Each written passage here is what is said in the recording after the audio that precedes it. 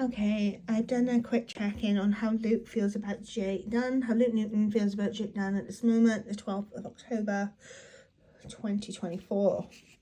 Right, okay, let's start. Okay, so the Eight of Cups in reverse, okay. Luke thinks that Jake is opportunistic, I would say. The Eight of Cups it suggests somebody who is refusing at the moment to accept the consequences of what he has done. Okay, it's interesting the moon is there as well and upside down, and there's moon of things that we cannot see and conceals. Okay, so he thinks that he's indecisive. He has lack of purpose as well. He's also lost his purpose. It says in the bottom of the card, loss of purpose and pursuit, which is interesting because, yeah, as I was just picking up in the other reading I did, Jake has lost his purpose now with Nicola because he's lost his relationship with her or connection, whatever they had. So yeah, Luke is seeing this, that, you know, he is completely at loss, and his own indecisiveness and his own pursuit of all these cups has just left him in the position he is now, which is not a good place to be. Okay, Luke sees Jake as well. This is a competitive card, the Nine of Wands in reverse. There's a competition, I'm picking up with the underlying energy as well. This competition, the Five of Wands, okay, see all that, like the competition between all of them, just fighting with these wands is definitely, so Luke sees him as competition from the get-go when Luke found out about him, okay.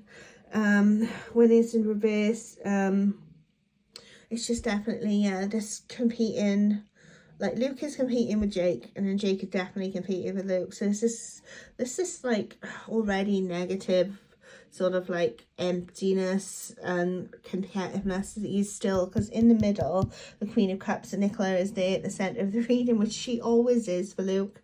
Like, she's always going to come up, and all these competitive cards, you know, are to do with her, the Queen of Cups, okay. Yeah, so that's how he sees them. Okay, and then karmic relationship came up again. I did shuffle pretty well, but you know, yeah. So he thinks that, like Antonio was for him, that Jake is the karmic relationship that is not romantic. Now, don't get on your high horses, okay? This relationship, work once, is still karmic though, and it's the lessons Nicola has had to learn. And what, you know, he has got to go. Jake has got to go, and that's in his mind. Okay, and then the Queen of Cups is Nicola, as I said, so she's in the centre of reads, never far away from Luke's thoughts. And it's funny, the Queen of Cups is at the bottom. She's generous, kind, and forgiving. I think she is forgiving.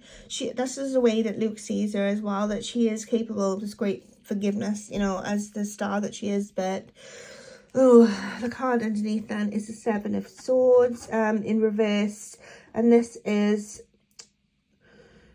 she needs to change the way that she sees others, okay? Because again, this competition is here, and then I think I'm sensing the competition from Jake to Nick, that this jealousy, you know, that, and Luke thinks that there is definite jealousy between of Jake towards Nick. Yeah, and she has to stop the way that she perceives others. She is kind and forgiving, but like I said, not everyone is as nice as her, okay? The dragonfly then for Nick is light-hearted and adapt, finding out and change, things come into light and heal. Yeah, so this is definitely Nick, and this is what Lucas knows that she has found out. And she is going to be taking this time to heal now, and the change that comes with it is going to benefit them both, okay? Right, and then how else? Right, so the Chariot in reverse. I think that Luke did see Jake as the Chariot who came riding in like on a horse when he wasn't there. Okay, so this is salvation for Nicola, okay, while he wasn't there. But the card said there can be catastrophic failure. The situation spirals out of control, and also some conflicts and obstacles. Travel is delayed or cancelled, which is quite funny. Losing your previous calmness and ultimately futile. Yeah, so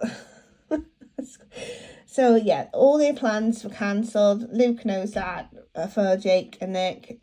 I think that that Jake went home on Monday personally, but yeah, so all their travel plans are actually delayed. Okay, it just spiraled out of control, this situation on the weekend, and the Queen of Cups couldn't do anything about it.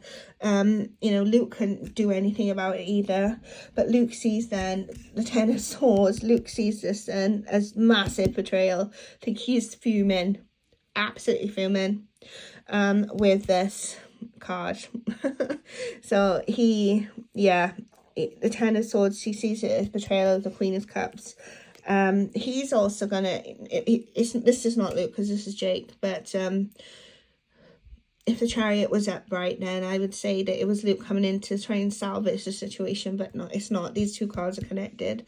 So with this betrayal, the Ten of Swords, there's no hope of revival and a chance of turning around. The ultimate fate is end.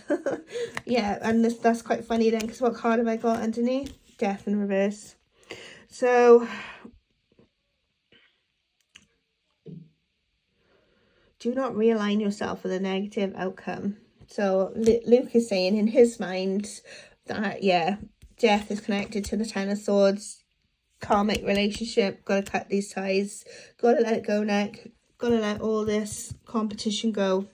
Okay, so he's very clear on that. And then the underlining card I had was sudden change, shocking news, surprising epiphany, transformation. So yeah, I think even Luke was shocked by this. Like, he knew that there was something up with Jake, but I don't think he expected this.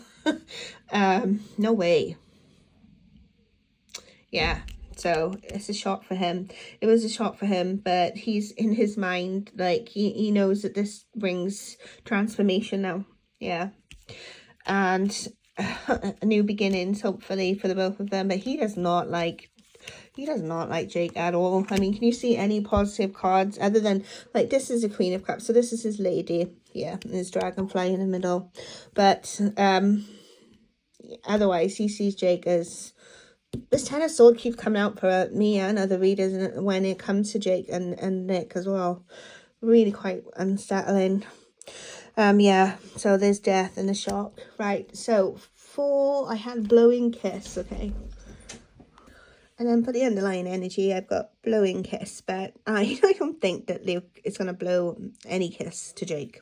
Okay, this is just going to be him coming in here for Nick, okay, with this unconditional love, giving and receiving, fairness, affection, return, So I get this often, one of these clarifying cards, because this is how he sees his Queen of Cups, okay, and he's going to come in and try and help this situation, which I feel that he has already done, okay, but he does not like Jake at all. Nope. Just for clarifications. I mean, it's obvious, isn't it?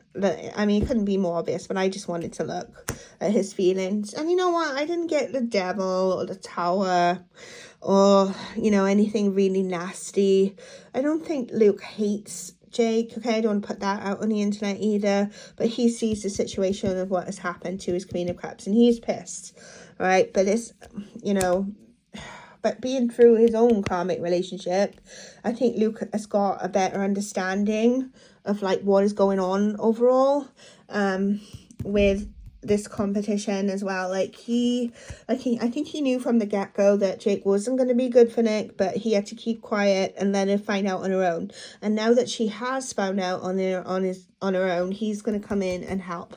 But he doesn't like Jake, but I don't think he hates the kid. He's disappointed with how the situation is working out and it's affected his Queen of Cups. Okay?